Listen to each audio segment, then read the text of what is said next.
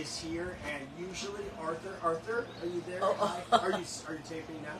I just went live right now, so it'd take a minute for people to join. Okay. Anyway.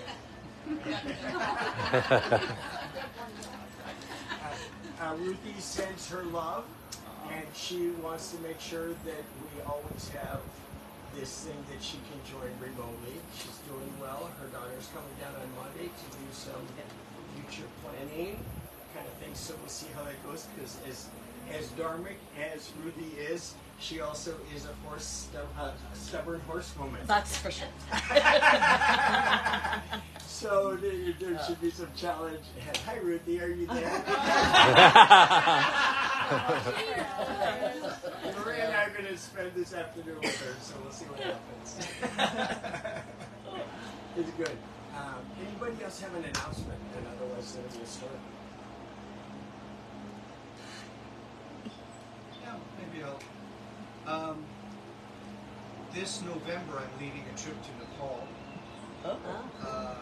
which will include 3 Buddhist monasteries and trekking in through the villages. If this is in any way interesting to you, and you don't have to worry about your health, like it's not as strenuous hiking. You have Sherpas carrying your bags and stuff like that. The only requirement that you have in the entire adventure is to make sure that you have your bag packed first thing in the morning, so your Sherpa can carry the bag to the next destination, so that when you finish your day, it's there waiting for you. That's the only requirement. But if something like this interests you and you would like to know more about it, let me know. I'd be happy to share it. How long? 22 days. 22 days. What is the cost? $6,500. 65, not including airfare, obviously. Well, yes.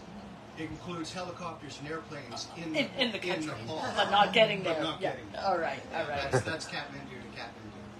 And Okay. you're probably, with all, you get your own singing bowl, pashmina scarf, ceremony scarf, helicopter from just about from base camp back down to Lukla, and then Lukla into Kathmandu, and then flying into Lukla, the Sherpas, mountain guides, all of it. You're not going to find a better deal. You can't, I'm sure. And how many people are on your tour? Yeah, how many? I'm sort of keeping it around 10, between 6 and 10, and there are also going to be 3 pujas at each temple, one at the Mani Rindu, which is a full moon Buddhist temple, ceremony at one of the temples, and we will have our own private pujas with the lamas. So,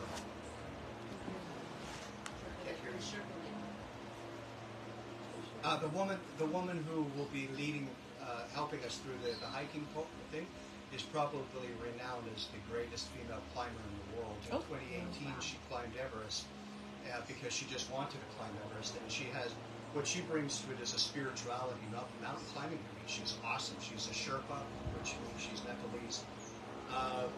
But more importantly, it's her relationship with the mountains and how she connects with the mountains and Mother Earth. Not so much Buddhism, even though her last name is Lama. But when she climbed Everest in 2018, she went up, came back down, and when she got back down, they said, you just set a record for climbing it the fastest. You're the fastest person to climb Everest.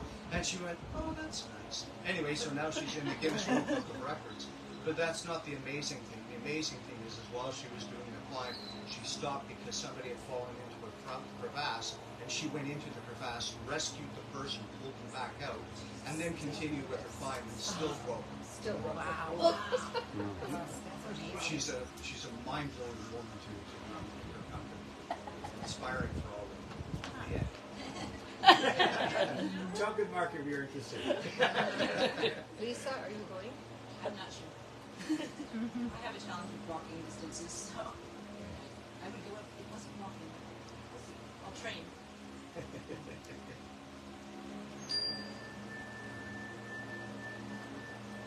So welcome everyone. I am always happy to have studied for the past couple weeks. It's nice that I have alternative people Hi, Ruthie. We miss you. And I also have a consultant in my back pocket, and that is Ruthie, who's like, maybe this would be good next. And so that's good. Thank you, Jenna, for speaking last week. And I believe that next week is Brad. No, it's you. Then me, then Brad. Thank you, Mark. Mark is next week. So we're going to talk about detached involvement. If you've not been here for this idea, this is my 4th round with the topic, and each time I know a little bit more about it. When I started, people were like, well, that was very confusing. And I'm like, thank you. And so, but by the 3rd one, I think that I had understood it, and surprisingly, this idea is practical about detachment and staying alone. So Pam's going to lead us into the meditation. Did you want a meditation or did you want to do this? Your choice. Oh my God. Hi, I'm Pam. Let's just come into the body for a minute, breathe, and we can do stretches after. So come to a seated position. Legs under you, legs in front of you, however you're comfortable, it doesn't matter. Relax the gaze, relax the eyelids. If you feel more comfortable with your eyes closed, that's fine. Otherwise, just take a soft gaze down at the floor. Feet ahead of you. Hands in your lap or on your knees. That's a mudra that helps you connect. Starting from the parts of the body that are touching the ground, so notice the backs of the legs or the bottoms of the feet, but really in particular notice the hip bones. So those 2 little spots under your hips. Some people refer to them as the sits bones. Notice the connection to the earth. Draw energy up from the earth. Spread. Settle. That may not make sense to everybody, it's okay. Just kind of feel where the body connects to the ground.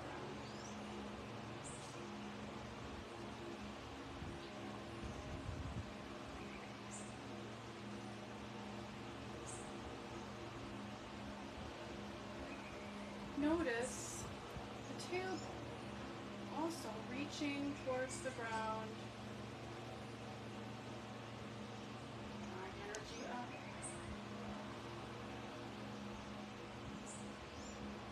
Through the spine, lengthen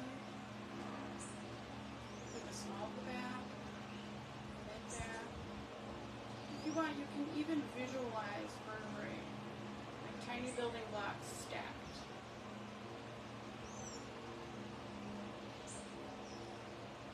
Normal curvature between the shoulder blades and then up through the neck as well. And think about that energy reaching up all the way through the crown of your head. So the chin will be tucked. It should also open the back of the throat so you can take in nice, long, deep breaths if you choose.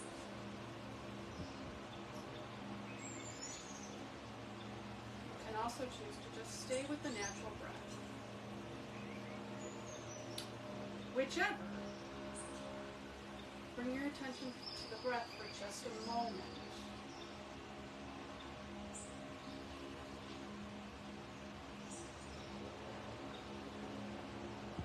By bring your attention to it, I mean feel it come in the nose, feel it go down the back of the throat, fill the lungs, fill the belly. It's a full body experience. Each breath is a full body experience. Energizes out to the fingertips and out to the toes. It's that type of energize, though, that an awareness, or being awake, being in your body, being actively in your body.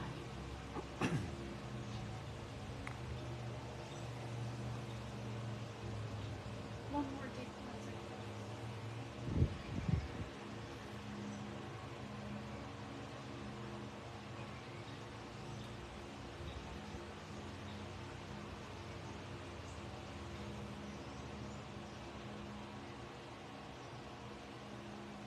Drop the chin to the chest and turn the head to the right side.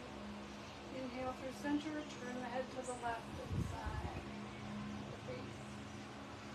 Inhale back through center and lift the head to just normal, crown facing upward. Inhale and open the face towards the sky. Drop the top of the head back. Sigh out. Inhale through center, drop the chin to the chest, feel length in the back of the head. So think about that energy still reaching out through the crown of the head. Inhale back to center. This time exhale your right ear to your right shoulder. Lengthen. The crown of the head is up and over to the right. Inhale through center. Energize through the spine. Exhale, left ear to left shoulder. Inhale back through center. Arms up overhead. Reach up, drop the right hand, exhale, bend to the right. Think about reaching up, out the side of the building. Couple breaths here. So left hip is all the way down onto the ground. Grow through the rib cage, feel the breath of the rib cage. Inhale through center. Right arm comes up, lifts up and over. Support yourself with your left hand. Right hip stays on the floor. Feel length through the side of the body, all the way up to the armpit. You can move the back hand. Another big breath in and out. Inhale back through center. This time just a twist. So reaching for the opposite knee. Hand goes back behind you. Drop the right shoulder away from your still staying long, drawing energy up from the ground through the spine, and the body twists around the spine as though it's an axis. So just kind of that central support system. One more breath in and out. Relax the neck. Sigh out any tension. Inhale through center. Other side. So cross the hand over. Release the shoulders. Oh boy. Big breath.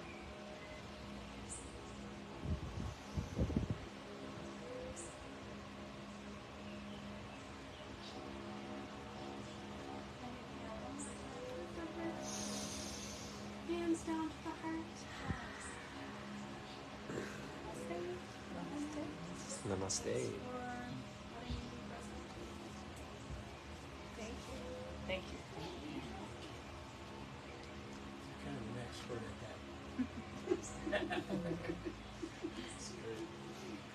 that. So I want to review something that I talked about quickly 2 weeks ago. I have decided that, and with these in my back pocket, that we should go through the Four Noble Truths and the Eightfold Path in a series of talks. And so this is, I want to review the first three of the Four Noble Truths.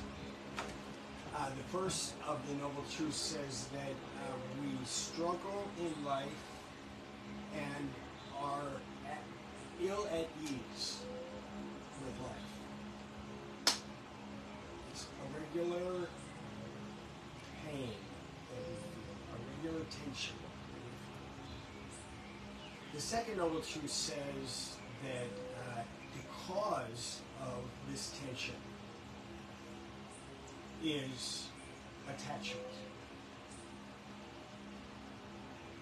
Through clinging, grasping, craving, ignorance, delusion. We could go into detail about those, but I'm not going to. The third noble truth says that there is a way out of some of this tension and potentially in enlightenment all of this tension. And that is detachment. Suffering, attachment as the cause, detachment as a cure. And so that's where we left off last time. My question always at this point, before going into the fourth noble truth, which we have up here, which is the Eightfold Path, and all of the wholesome, correct, helpful ways that we can flesh this out. Before we go to that, my question has always been, how do you do this detachment specifically? It is a mindset. It is an understanding that our attachments lead us to suffering, and that as we begin to detach, that suffering eases. As a therapist, this was really backwards to me when I first heard it, because therapy is often about creating healthy attachments. So it's like, so attachment equals suffering, and healthy attachments equal joy, happiness, fluidity in life. And so that was a stretch for me with the terms. And as usual, the answers are in the middle. There's a balance. The problem with our attachments is we go to the edge with them. Clinging, grasping, craving, ignorance, and delusion are edge ideas. They're not central ideas. They're not middle road ideas. And so to get to a healthy attachment can be pretty good, provided that you don't hold it tightly. It's almost like the difference between this and this.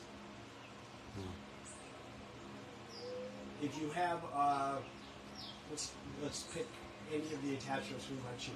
If you have a child, if you hold on to the child like this, there will be suffering. Every ankle. If you hold a child like this, there's a release of some of that tension. There's a freedom. There's a joy, even in the struggles. So, I think it would be true to Buddhism to say that healthy attachments can be good. Moderate attachments and loosening your grip on things can be good. However, the Buddhists talk more about detachment than attachment. It's just my psychological background that leads me into wondering about attachment. Detachment is core to Buddhist teaching. How do you loosen the grip? What specifically do you do? Of course, it starts with understanding a talk like this, that detachment is not bad, that attachment is not the answer. You know, when you start to understand this, then you get to the spot where you're like, how do I do this? What do I do with detachment? And I think a lot of the teaching talks about how to stay involved fully with your life in a detached manner. They are paradoxical terms. They are the two sides of the same coin. And so how do I stay involved? Because many people think of detachment as distancing. It's not it. That's a misconception of the term. It's not about distancing, it's about staying fully involved in a detached manner. So how do you do that? I want to read. I want to do an I want to read first. Change my mind. I changed my mind. I'm just some papers. No, I got it. Okay.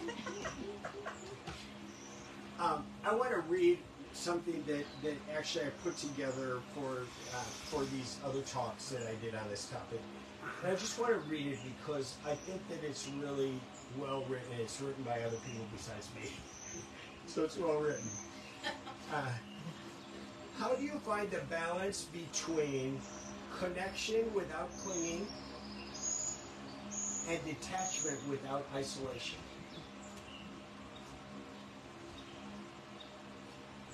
Both of these extremes, connection with clinging and detachment with isolation, both of them lead to suffering. Detachment in Buddhism centers on our relationship with our own thoughts and feelings. We are not being asked to give up our thoughts and feelings, but instead to not be ruled by them. When you practice detached involvement, you are both an active participant and an observer of your life at the same time. I'm going to read that one again because that's a tricky sentence. When you practice detached involvement, you are both an active participant and an observer of your life at the same time. You see all experiences as part of your journey without judging whether they are good or bad. Everything is what it is, without moralizing it. You simply experience life and practice healthy responses. Detachment comes from a wealth-conscious perspective. Sounds funny to say it that way. Detachment comes from a wealth-conscious perspective. Freedom to create from our true self is the biggest wealth that we have. Attachment comes from a poverty-conscious perspective, where you attempt to create symbols of yourself to make sense of your life, to make sense of your thoughts. And so this is about freedom from labels. This is about freedom from good and bad.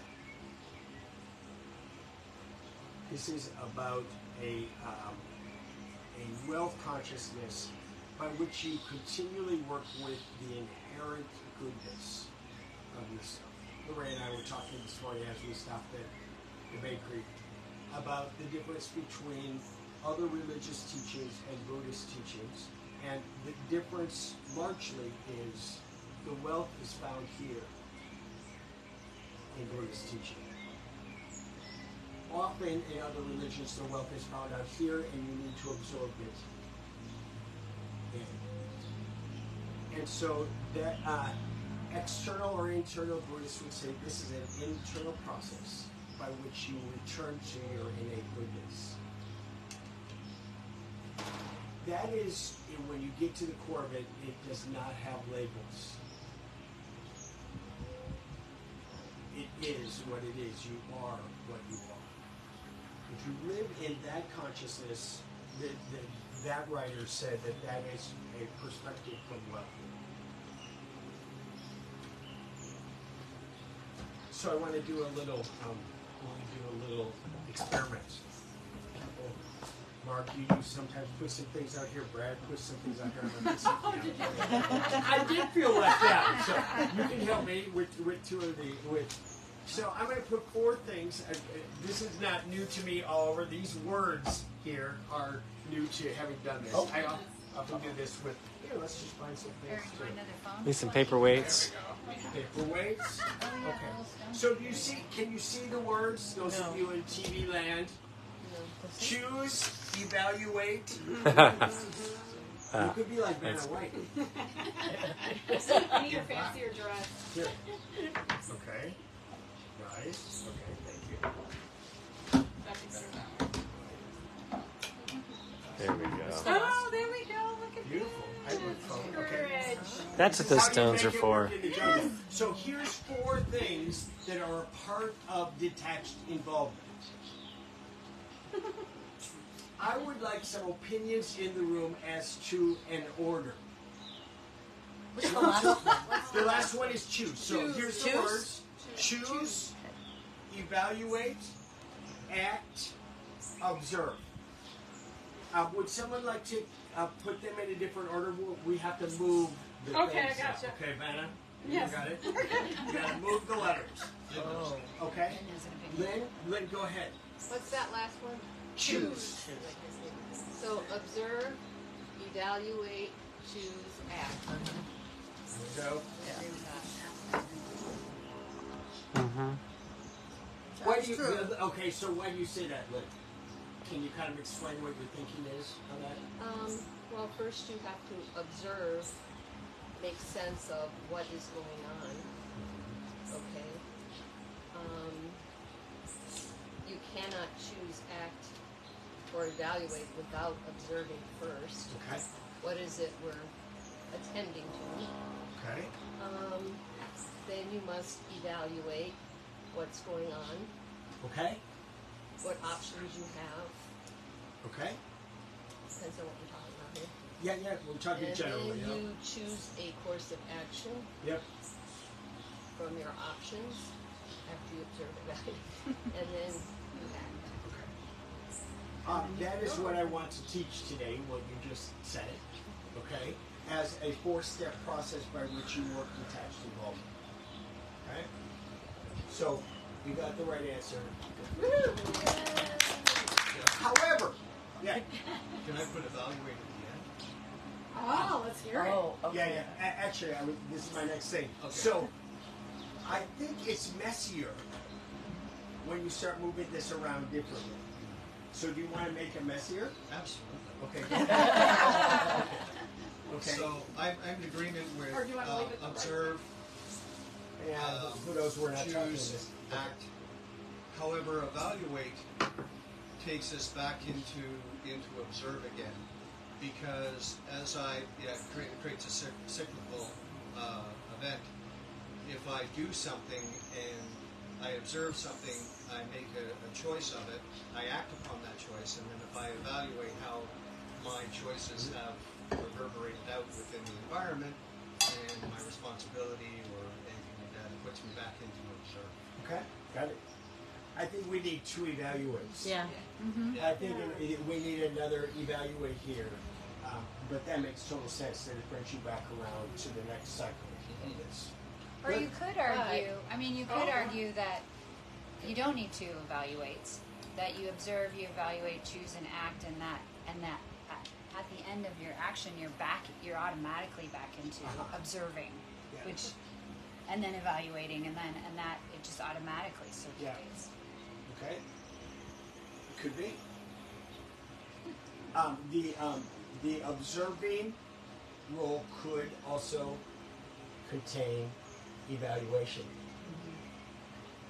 I see what I'm doing, what's happening, and I'm making sense of that.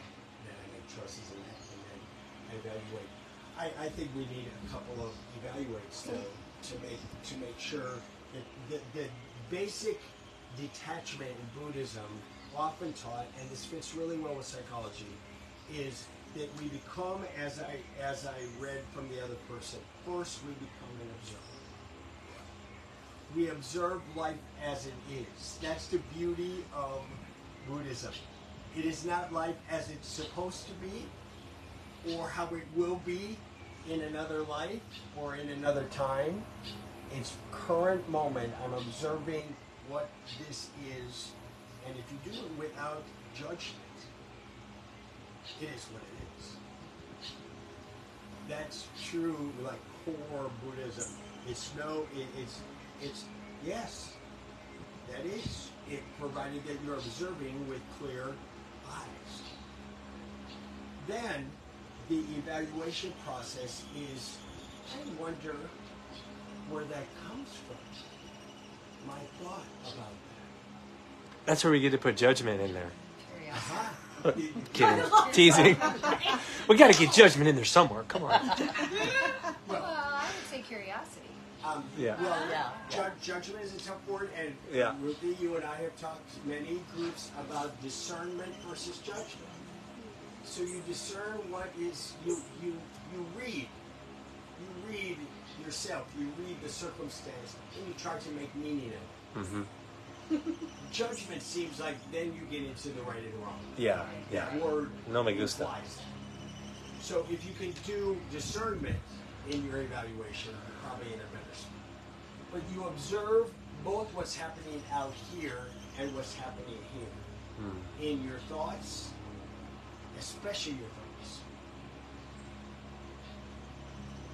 Or is that thought, do I see that bench as green because I like green benches? Or I wish it was green, so now I see it as green? You know, all of those kind of things. The evaluation process is a clarifying of the lens. And I have to say that I think in living fully in the moment, you're doing all of this circular, around and around and around. And then, but you have to break out of it, otherwise you drive yourself crazy. Oh, that. Lorraine, we've been talking about building your house. Those of you who build houses, this is like a circular mess, over and over and around and this way, then and those things. So you observe what's happening. You observe what's happening with you. You evaluate what about how I know houses are built in the United States fits you. What doesn't? Completely change your perspective around it. Otherwise, if you go around that circle, you can just go to breakfast and complain with your great old friends about teachers for a lifetime. Not Buddhist. Not healthy. Not calm. It's suffering. Now you're suffering because you're superimposing your perspective on something where it doesn't fit. The interacting of those is a very interesting process if you don't suffer too much and you break out and you're like, okay, I'm going to make a choice here. My choice might be good enough on that ground.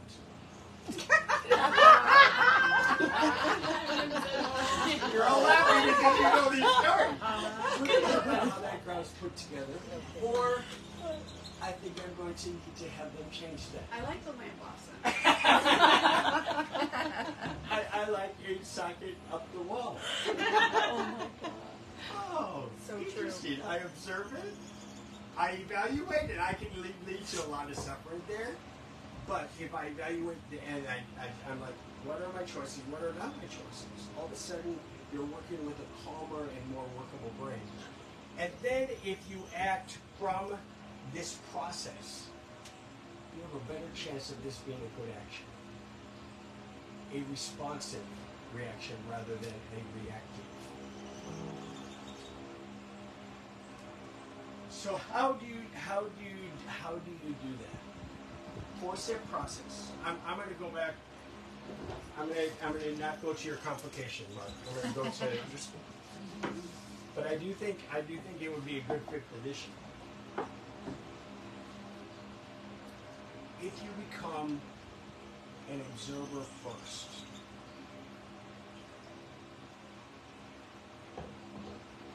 you can start to see things clearly from others' perspectives and from your perspective. In a calm, discerning, clear manner.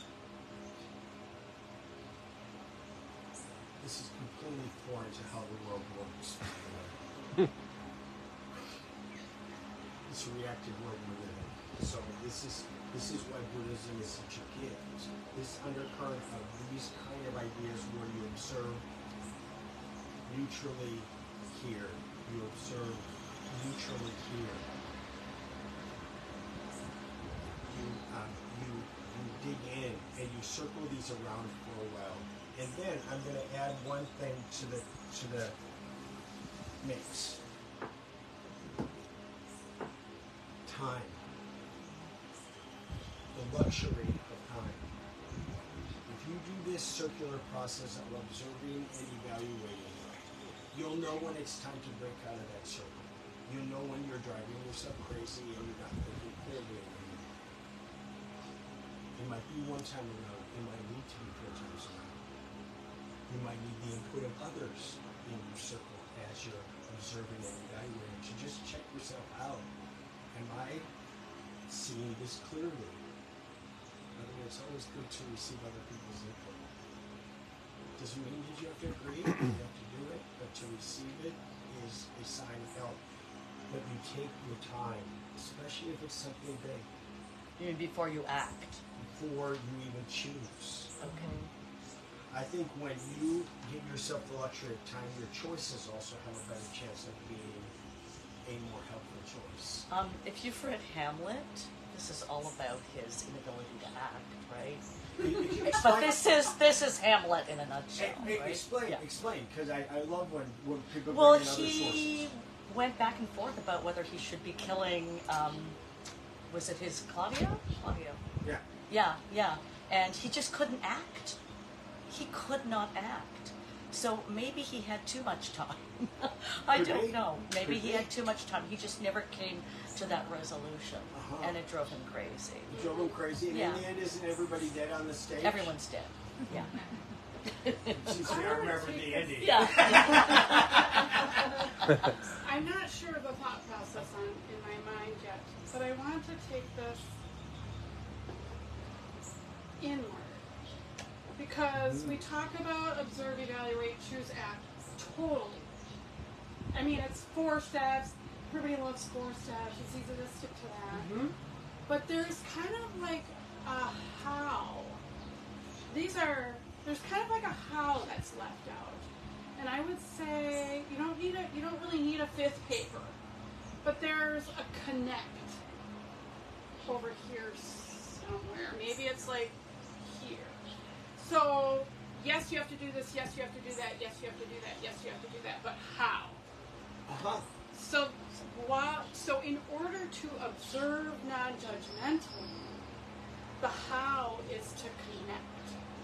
So in that connection, from a Buddhist standpoint, in that connection, you're going to first notice self, connect with your Buddha nature, which is your compassion for yourself and everyone else. It goes back to the 4 Brahma Viharas, the loving kindness, the sympathetic joy. Once all of that comes in, you flip. It's just like what you said. You flip from that scarcity to being full. Yeah, there's no poverty, there's wealth. Because you know that once you're really able to touch the heart, then it becomes clear that we all have what we need. But we cling to that too tight. Okay. And so to me, in order to observe anything, it removes scarcity, it removes us versus them, and the judgment just disappears. Okay. That's an enlightened way of looking at it. So then these flow. Absolutely. Because you recognize, You started once you from a well recognize source. your own, once you recognize your own, then it's also easier to recognize Lisa's and Tana's and Lorraine's, and then all of a sudden we are just a single unit. That we are connected with everything, but in a manner that's equal. Right. That's the middle way. I like that. I think there's connection in all of this. Yeah. And It's when I'm hearing a right. little different, I always start with external sources, and my circle goes this way. I'm observing what's happening out here, and I observe what my reaction is to that. I heard in your thing that I start this way. The circle goes this direction, and I think Because that's the clinging is to self, always. Yeah. The clinging's always to self. It's like if I think about my house in Costa Rica, if I think about why I'm annoyed that the lamp is not centered in front of the kitchen sink or whatever, it touches right back to what my dad would have said. I should have done it myself, no one else, but I'm not good enough either. Like there's just that downward spiral of the psychology that we're given as children. And yeah, it's like you could just go down as deep as you want, but you have to first connect. In The Wizard of Oz, it's perfect. Yeah, with yours. exactly. She thought the answer was Oz. Yes. She got there, and it was full of suffering and full of dilemmas. And then she came full circle to realizing she knew it all along. Oz lived in her from the very beginning. And she came home and she's like, there's actually no place like home, which is like the Buddha could have written the play. You know, and so it is about coming back to our original nature. And if you do something, or even begin to attempt to do these kind of changes of your thinking, less detours, more a clear path, and you give yourself time. Those of us in the West are not very good with time. It's always rushed. It's always now. It's many times reactive. We need to chill out. If we chill out with this process, we do find, if you build it, if you build this process, it will come to you. You will start to get it, and you start to go, that's very different from me. That's very different thinking. That feels like a better spot. The results seem better for me. And actually, for a number of circumstances in my life, this goes better. So you want to ask something? Go ahead. Yeah, with the 4 pages, I have an amazing example in my own life.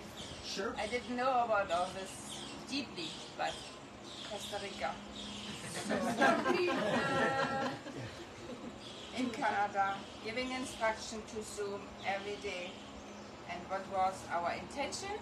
To have a little, like, casita built. So when we come back, we just have a place to sleep, put a little cooking spot, and nothing fancy. Everything goes good, nothing. It's bigger. Oh, it's a little bit bigger. I mean, maybe they have different measurements in Costa Rica. Still, completely least what is happening here. And then we get the picture. And my son said, do you see what I see? Oh, and we wanted to have it not solid. So we could move this little casita thing maybe later to the side. The picture what we got sent was a solid in cement, all 4 legs, 6 legs in cement, and the casita was built in this weeks, not just a little casita. Now it becomes a beautiful little guest house suddenly, because it's solid in the middle of the property. I said the middle would be nice, because when the construction go around, then we are not really in the way. Long story short, time. I had to giggle when I saw. So first observation, oh my goodness, what we do. Me first, no, they have to cut it down. They have to, no, there is no cutting down. Then choose what we do. We can do nothing. For never, ever, ever we can do nothing, because now our whole plan is completely out of order. Then let time go. Just let them finish this, and we will see how it goes. And this story really came back in my life after I had the Costa Rica awakening, event. And now, in the years, this little mystic is the best place on the whole property. Gave us shelter and happiness, and when people coming, is like in the property a little oasis, because we built in the garden another garden around. I never would have this idea in the beginning, and now in my life I'm thinking often about it. Leave this space, leave this way so long you can stretch it, because who knows what will be the outcome much, much later. And we, in our upbringing, fast, make the choice, choose, act, and then, oh my goodness, what did I do? And then we go back to the circle and do exactly the same. And then, this observation, this is good, this choosing, this is sometimes taking out of us, but then not get mad. This is like when you look at yourself and think, okay, how is my heart feeling, you know? It's all good. It's just breathe and let the other two coming later. For Rita. Yeah. Right. And so it is about loosening our grip. It's about moving from the things have to be how we've had them, how we expect them, how we hoped it would happen, and those things. And all of these are about loosening that grip. It's not very different than the river illustration that we use all the time. And that is, when we have a tight grip, we swim upstream. We're swimming against the current. However, we can also, the opposite of that is whatever. I don't care, I'm not going to give my involvement. This is about staying involved in the process, but in a less suffering way by loosening the grip. But it does not mean that we don't have a piece to play in the thing. The Buddhists say that to float willy-nilly downstream is also not the answer. Yeah. When you first started talking about attachment, I think, I immediately jumped to sort of the physical side of attachment. Yeah. But this is like a whole new concept to think about, like an attachment to ideas, right? And so in the case that was just explained, there was an attachment to an idea, and then when that attachment was let go, and then there was some peace. So yeah, I guess we can extend attachment to like emotional attachments, physical attachments, attachments to ideas, attachments to beliefs, blah, blah, blah, blah. I want to add to the perspective that you said there. This is, Buddhism teaches a wide path. Most other religions talk about a narrower path. And this is what it is, you follow that. Buddhism is like, there's a piece of it that's like, I don't know what your path is. I don't know your answers. It's a wide path.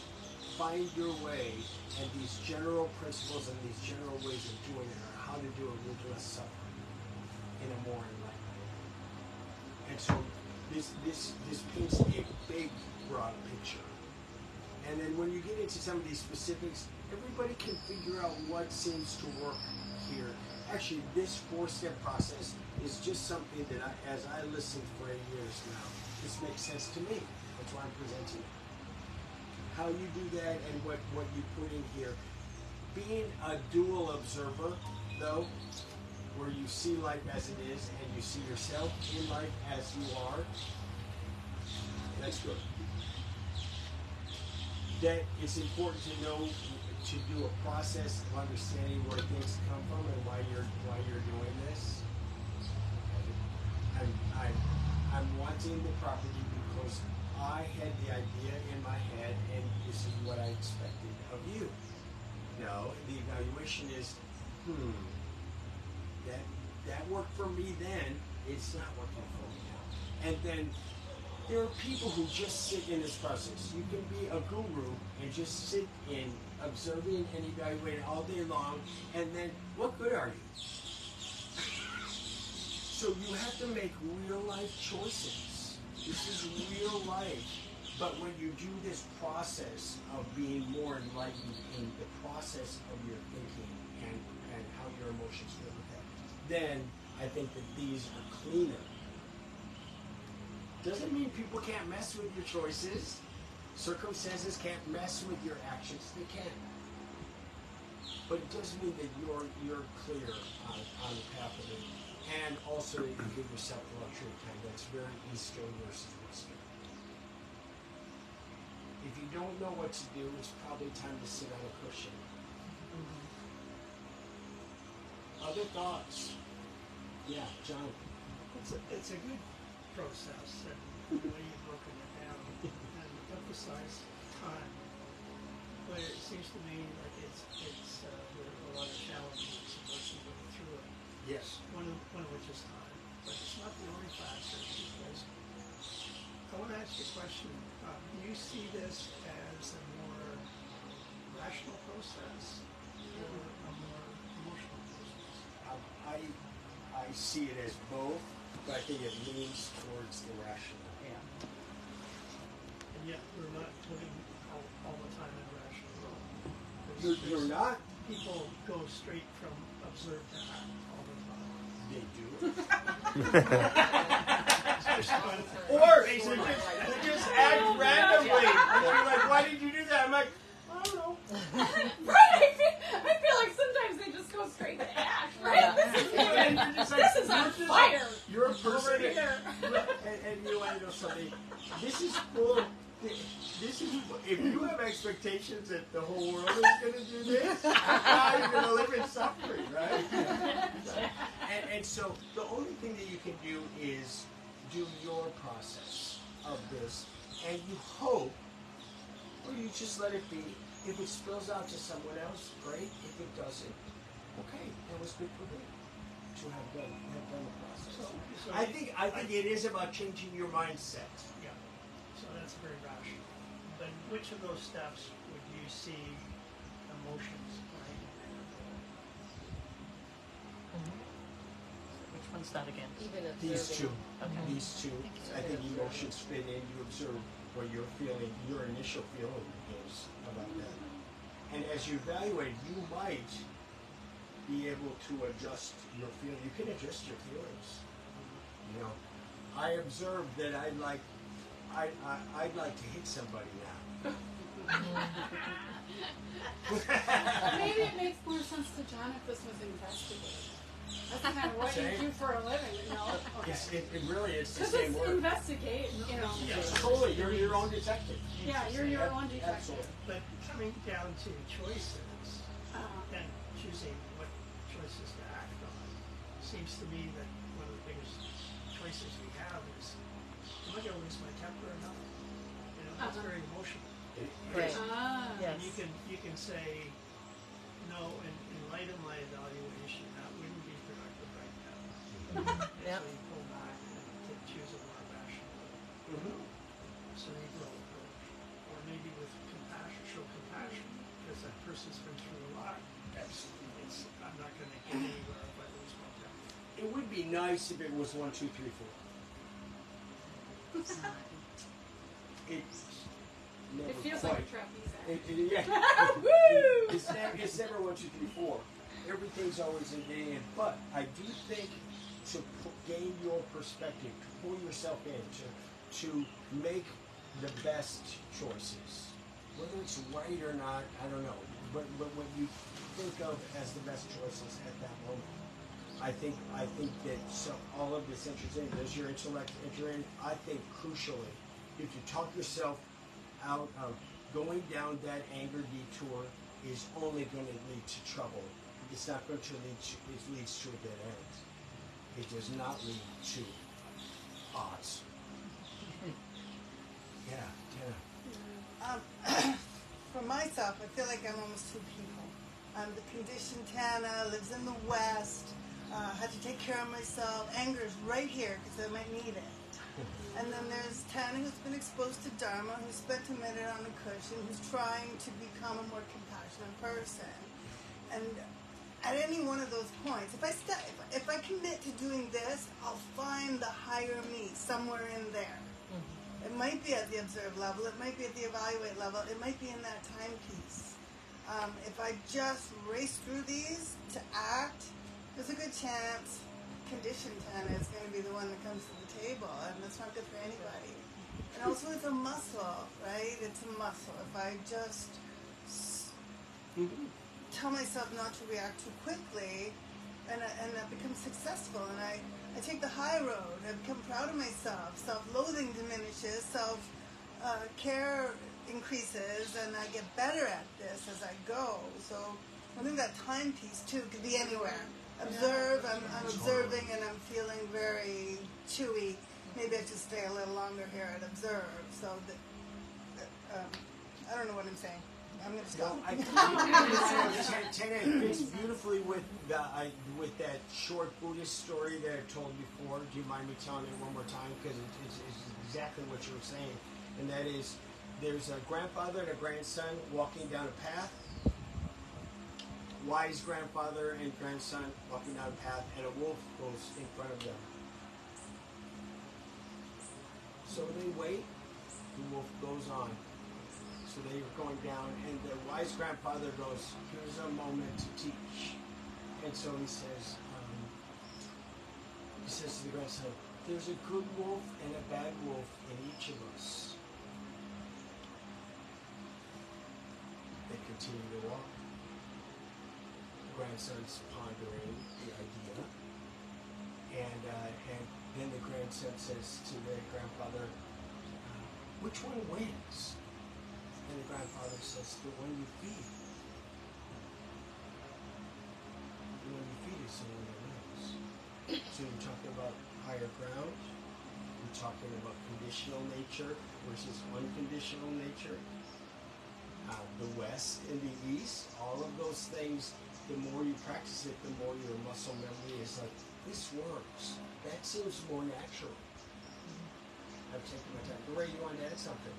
Oh, I was just relating to everything that you guys were saying. The how came in mind, and then for myself, I was like, well, where would my fork? To me, forks in the road are big, on the big issues, not the little things that we do in our sleep, but the big issues. It's like, how do I want to do this one? And envisioning, if I choose that, then the action would be that. If I choose that, then the action and outcome. Just a quick example of what I was thinking of. I wanted a wheelchair access ramp at my house, and the first time it was at a 45-degree angle. They were doing very, very fast. The wheelchair was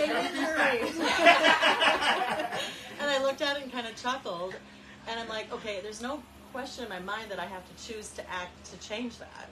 It's going to get but the choice I had to say, well, how do I want to approach him so that he doesn't feel belittled and he feels empowered and I feel like I get what I want, and it's a win-win, which was actually a choice that I made before this project, that I'm going to make sure this whole process is a win-win situation for us both. And that choice, I guess, becomes kind of a value. Values aren't written in here, but I think each choice affects the values and the way we make our next choice. When you act out of it, as she was talking to the Brahma Maharas, where your process is through the lens of loving kindness, of sympathetic and empathetic joy, and equanimity. So fourth one, what's the third one of the Brahma Maharas? That's 3 of the 4. Ruthie? Compassion. Is it compassion? Okay. Yeah. When you operate out of that motif, all of a sudden it changes this whole process. You might change your mindset from saying, what an idiot, to, I don't even need to go down. I see that detour that I could do that and be angry about that. How's and I that gonna work choose, for me? before I even go down that road at all, I choose to stay on the main path. I choose the loving kindness way. I choose the good wolf. I choose the good wolf again. And that really has a lot to do with retraining your mind. And probably retraining your emotions to how powerful they are for you and how quickly you follow them. I don't think you should always trust emotions. You can observe them, and what goes up must come down. And so if you act on this backside of the slope, or think about acting, all of a sudden you're not driven by your emotions. And then you live in the spirit of joy and peace within yourself, and then that can spill out to others. Other comments? One of the things that you brought up, and it's been brought up a couple of times, and the more I hear it, the more I like it, and it's the concept of time.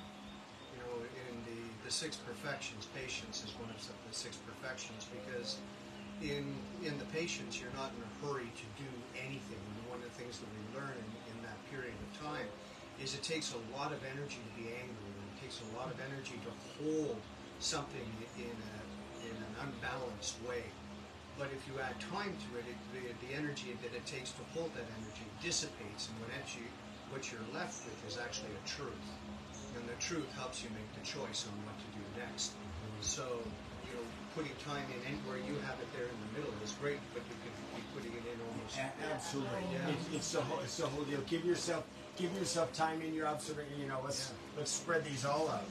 You know, so there's time that's invaded this whole process around it, and really, and that you've absorbed this. This does not have to be this moment. This is such a weird thing, but the older I get, the more I realize I have time. Often people think the opposite, like, well, I don't got much time left. No, I think you start to understand in the wisdom of old age that you do have time. And this doesn't have to happen. And also you have less energy with which to immediately respond. So you're like, okay, I don't think I have energy to be angry today. I think I wore that out yesterday. Could I add?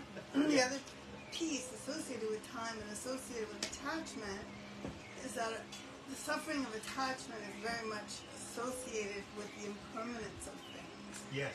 And by giving it a moment of time, a lot of the things that are impermanent can come to fruition and die away and decay, like Mark was saying, like that anger bundle or that. I mean, for me, anger has always been an action verb. I'm pissed off, I gotta do things.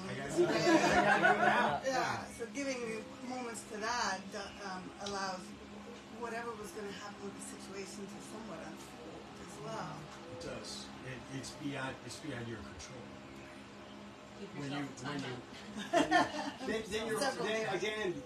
The gesture is you're holding it like this, but it has room to move. I want to read some of the really hard things that people write about detached involvement, but they're really good challenges, and I want us to take just a thoughtful inventory of 9 things that might be challenges. Detached involvement is without control of the externals. Detached involvement is the process of reducing expectations. Detached involvement is honesty without needing to tell someone else's truth. Detached involvement means being responsive and responsible to others and yourself, but not responsible for them.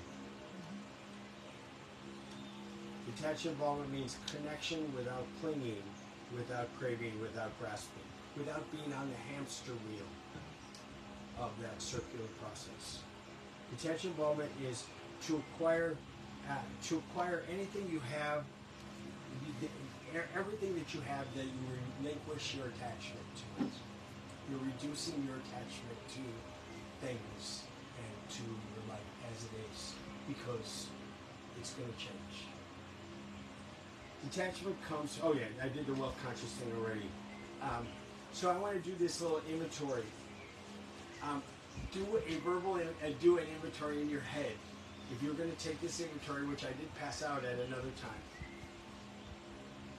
give yourself a 3 in your head if you're quite successful at this detached idea.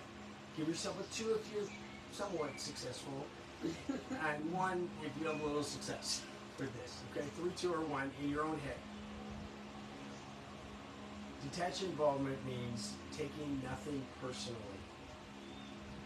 Think in your head, how good am I at this? Detached involvement makes no assumptions. Detached involvement makes as few judgments as possible.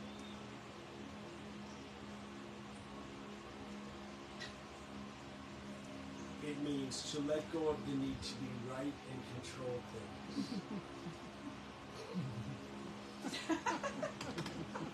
It's just a struggle. These are hard, but possible. How good are you at being passionate about life's experiences, even the painful ones?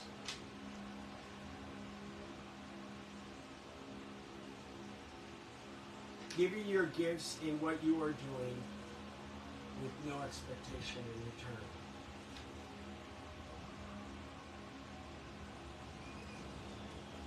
How good are you at detaching from future potential results? Letting go of your emotions without judgment of yourself. How good are you at when I've done my best, I release the outcome. I am part of the process, but I am not the answer. I am not the final destination. I'm in charge of the road that I go on. If you're good at some of those, keep amplifying those, because they will be the ones that you're not so good at. But it's a really good inventory of how to live more peacefully, how to live more fully, how to live within things, but in a more detached manner. If you do this, ideally, some of you have been around when the Lama has been around. Super interesting. He really is on a road that is pretty good at all of these things. I'm sure he's not perfect, and I'm sure he struggles within himself still, and yet it seems like these 9 things are characteristics of his life, because he spent so much time preparing himself for being a teacher of this kind of life. Those of us who live in a world where we have small opportunities to change how we think, those are good role models of how to live in the middle of life, but how to live less suffering in a detached manner. Through observation, dual observation of what's happening outside yourself and what's happening within yourself at the same time. It's a tricky idea.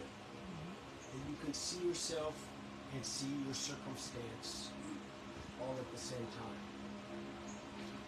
And then you do some evaluating of that. Give yourself the luxury of time. Make choices and act. It is a life of action and choosing. But this process is a way to do it better. I have to tell you, this idea has, I'll say first, I have shared this idea with many psychological clients. And when I hear them practicing it, even something being close to this, they don't need me anymore. Which is the whole point.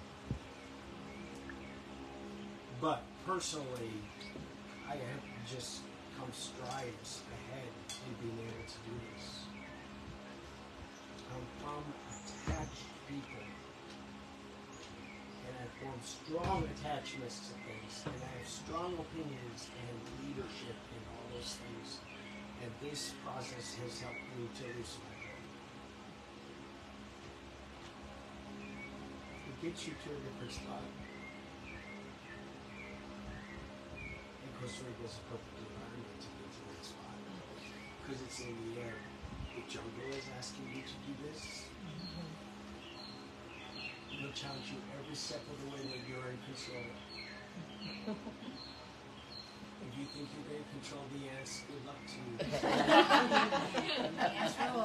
If you're going to control the condition of your roads, good luck to you. It will challenge you every step of the way. The mold in your grass. months.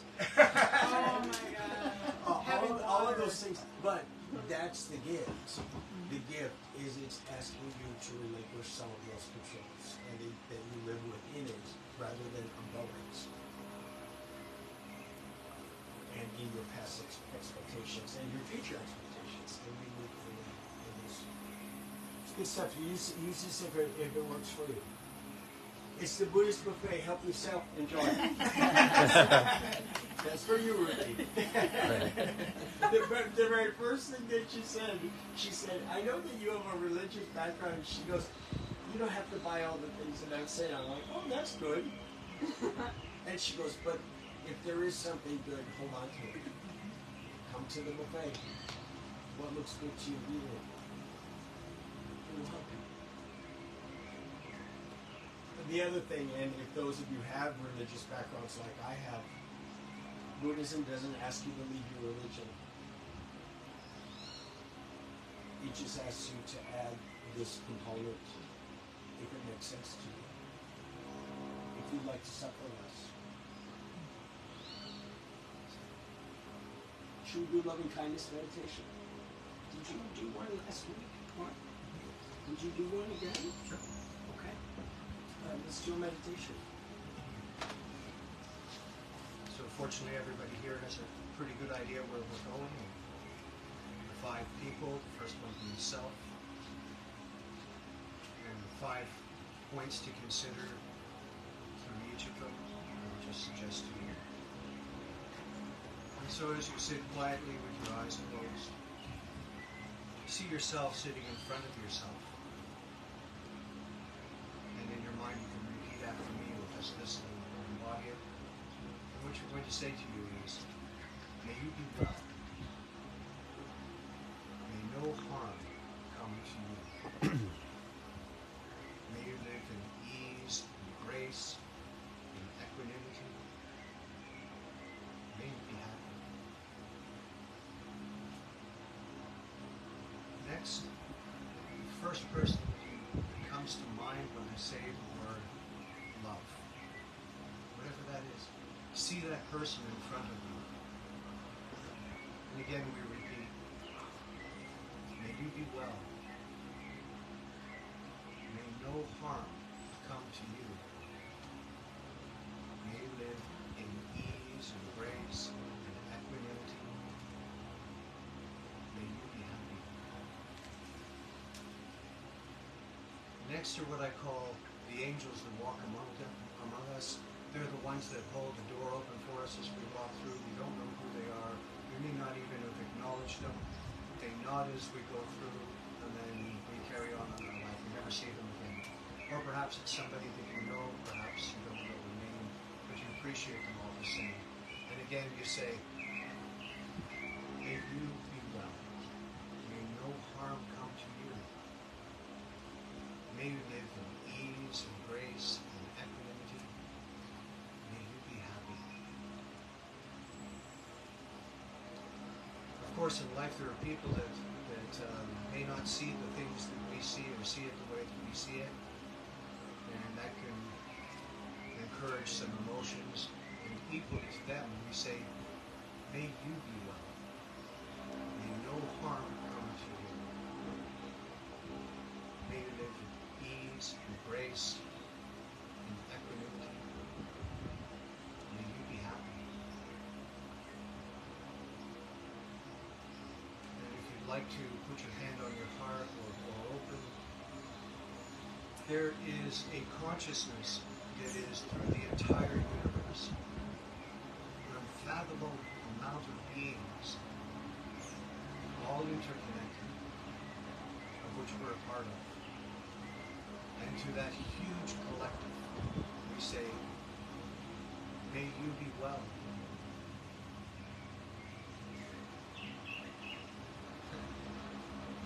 May no harm come to you. May you live in ease and grace and equanimity about balance. May you be happy.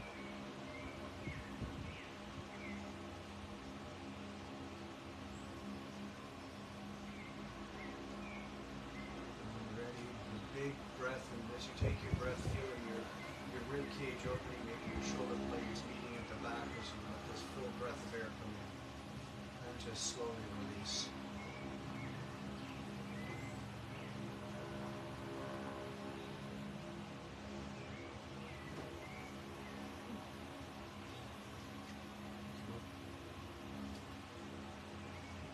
So let's end with our little benediction.